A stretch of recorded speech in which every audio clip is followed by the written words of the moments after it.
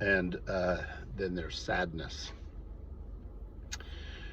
I remember early in our marriage,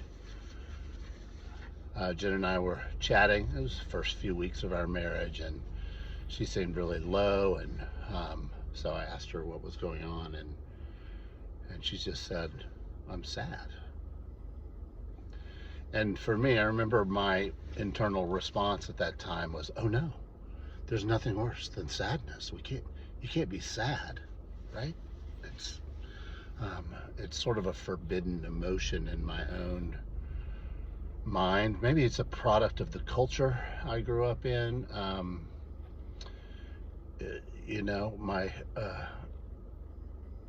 I don't know. Maybe it was just real men don't cry sort of thing, um, and or maybe it's just the culture at large where positivity is so much more rewarded than sadness, um, and so I don't know exactly what that comes from, but sadness was a terrifying emotion to me in her, and I have observed um, in the midst of our loss um, my desire to protect my daughters from the feeling of sadness, as if it were some boogeyman who was coming to just ruin everything.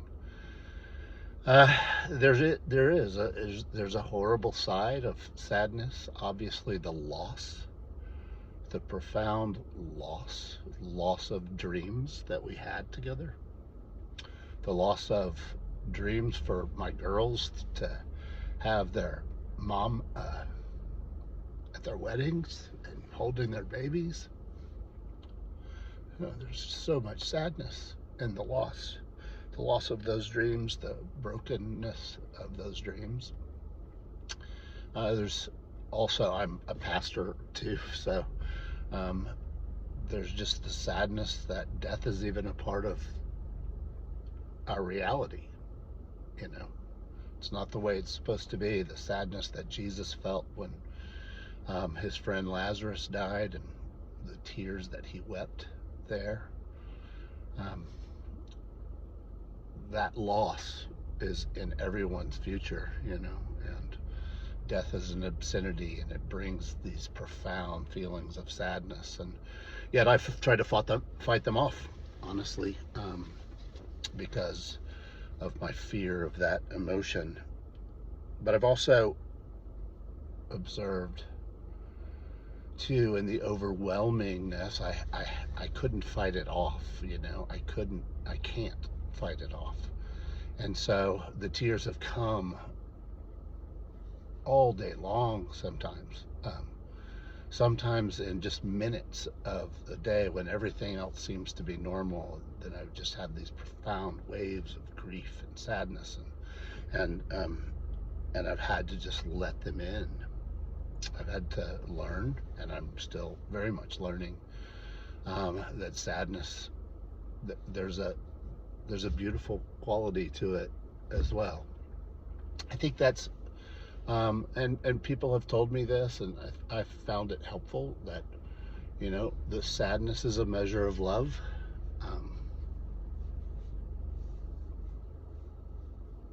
I adore Jen, and the sadness of losing her um, also reminds me of how much I really love her, and how much she loved me, and how much I love my girls,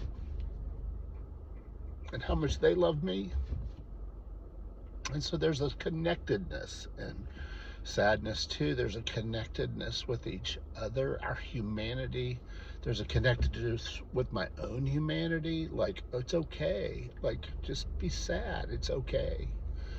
And in that feeling of sadness too, there's just that real beauty of being connected with God, that I'm discovering or rediscovering. I don't know. Um, that our God is a God who weeps.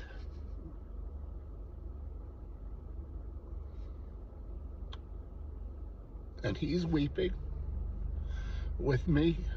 over this, the sadness of our loss and the sadness of death itself.